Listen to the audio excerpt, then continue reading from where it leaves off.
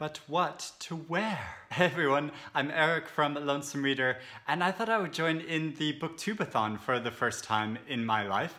I've never joined in before, just because, I don't know, it seemed like it might be too complicated or something, but it's not complicated, is it? It's really quite simple. And I thought it would fit in well this year because the Booker Prize long list will be announced next week, and I'm sure I'm going to want to read some of the titles, at least some of the titles on that list. But I also want to make sure I do non-Booker Prize reading as well. And so this would fit in well time-wise in forcing me to read some books that are non-prize books. And because it goes from July 30th to August 5th. And so, yeah, I thought I would give it a try. So I'll get into the challenges, but first to address the elephant in the room, which is the huge controversy over one of the challenges that Ariel set, which is to wear a hat the entire time you're reading one of the books. And I had no idea that this controversy was taking place until I watched Matthew Sciarappa's video about it, where he brilliantly dismisses the whole controversy and revels in it at the same time. I mean, it is silly, wear a hat, don't wear a hat.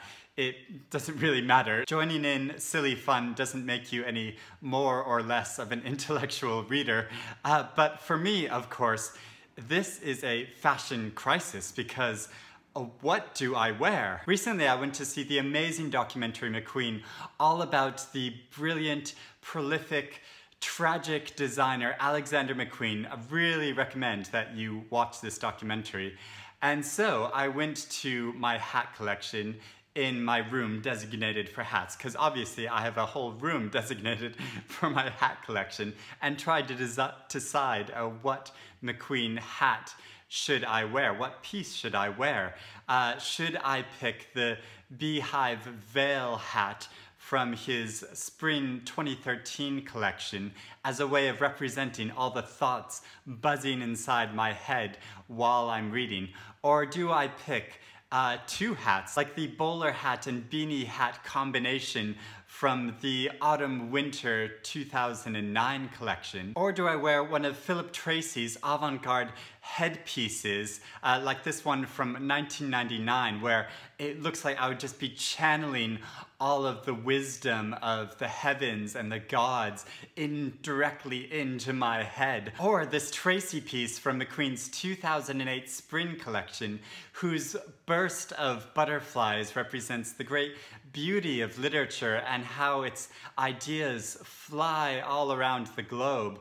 Or similarly, I could wear Asia O'Hara's dandelion headpiece. Or do I just wear a simple Kate Middleton affair, classic Trooping of the Colors Parade 2016? But after thinking about all these choices, I just went with actually what is the only hat that I own, which is this striped beanie cap, which I wear in winter times. So yeah, I guess I'll wear this while I'm reading. Or maybe not, because it's summertime and it's really hot, so I don't really want to wear a hat right now. But anyway, enough silliness and enough drama from that challenge, and I'll just talk about the actual books that I picked. Oh, my hair's gone all weird now. So first is pick a book that is about something that you want to do. So I picked Alison Moore's new novel, Missing, which actually I predicted might be on the Booker list, so we'll see about that. But recently I went to the very north of Scotland and had a holiday there for a week and just saw the beautiful countryside. And this novel is about a woman who moves to the borderland of Scotland and lives there, and so I had the idea I'd like to go live in Scotland, so that's my choice for that category.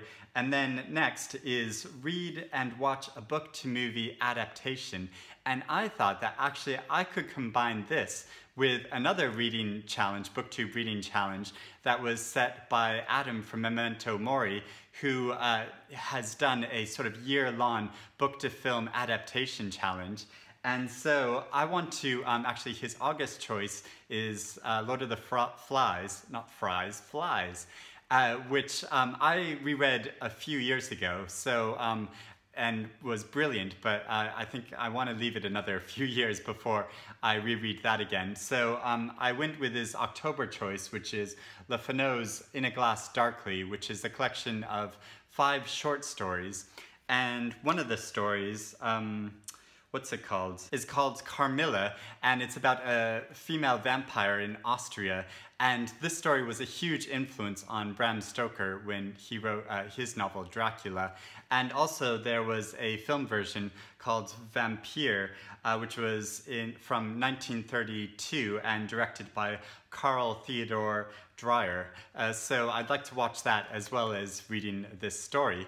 And then the next challenge is read a book with green on the cover. And so I want to read this new book called Mad Boy by Nick Arvin. And it's about the forgotten war in America in 1812, which was the Americans fighting against the British again. And it's sort of forgotten because the war didn't really change anything. So this novel follows a boy's quest to fulfill his mother's dying wish to have her ashes be scattered at sea. And so it's about his journey trying to go to do that, but also it's about his interaction and involvement with some of the events around that war, and also about the emancipation of the African-American slaves. But then also I wanted to have a second choice for this category, which is Speak No Evil by Uzodinma Iweala. And this is about another young man who is an American boy with Nigerian parents, and it's about his difficult process of coming out to his very conservative family. And I thought it counted because it does have green on the cover as well as all of the colors of the rainbow, of course. And next there is pick a book with a beautiful spine. And of course I had to go with Madeline Miller's Circe because this spine is gorgeous. Just look at the flowers, these golden black and golden flower arrangement, gorgeous. So this is of course about Circe, and it's a feminist reimagining of the Greek myths surrounding Circe, who was the daughter of the sun god and who Odysseus encounters on his journeys, and who she transforms all of his sailors into pigs. And then the next challenge is read 7 books. And so I have 5 books already, so I picked 2 more books, fairly short books, because I wanted to try to make the challenge realistic. And so these are short story collections. And so the first is a new short story collection called How to Love a Jamaican by Alexia Arthurs. And this is all about the stories of Jamaican immigrants and their families back home. And Zadie Smith says that every story in this collection shines. And then there is the collection Mayhem and Death by Scottish author Helen McClory, which actually I sort of cheated and started reading when I was on holiday in Scotland. There was a really brilliant story, which was, this is mostly like flash fiction, and then there's a novella in it and a couple kind of longer stories. And I read one of the longer stories. I have this bookmark that says Nasty Woman that I really like. And I just loved this short story that was all about this person in the present who is haunted by this person in the past, and it was just beautifully done. So those are my choices, and the last challenge is just to flip a coin to see which book you read first. And actually I forgot to get a coin, so I'm gonna go do that. Okay, I've got the 50p piece, because it's the biggest coin in the UK, and I think I'm going to pick as the 2 choices to decide on of which I will read first is either Circe or Missing, because there are 2 books that I've really been wanting to get to. So I'll have Circe as heads and then Missing as tails. So we will see how it goes. Ooh. Okay, not sure if I can show this, but it is heads. So Circe will be the first book that I will read. Very good choice, and well, yeah, and it might be a sort of double win for me because it might be on the Booker list next week, so we will see how that goes. Oh, I just love how it shines.